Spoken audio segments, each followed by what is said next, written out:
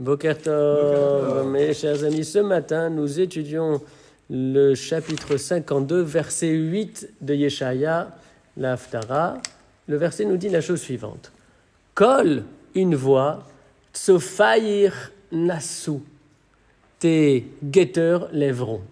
Kol, une voix, yardav yoraninu, ensemble ils chanteront, ki ayin be'ayin yirou, car ils verront de leurs propres yeux, beshuv Hashem Sion, Hashem revenir à Sion.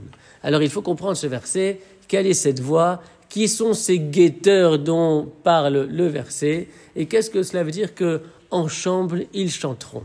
Et pour répondre à toutes ces questions, nous pouvons mentionner un ouvrage qui s'appelle le Tiferet Shlomo, ouvrage écrit par un grand maître du chassidisme qui s'appelait Rabbi Shlomo de Radomsk. Et cette explication se fonde sur un passage de la Gemara, au traité Baba Metzia, un passage fabuleux où les Chachamim nous disent que si Avraham, Yitzhak et Yaakov priaient ensemble, alors à ce moment-là, le Mashiach viendrait. Il viendrait avant le temps prévu pour sa venue. Si Avraham, Yitzhak et Yaakov, dans les mondes d'en haut, dans les mondes supérieurs, priaient ensemble, eh bien le Mashiach viendrait.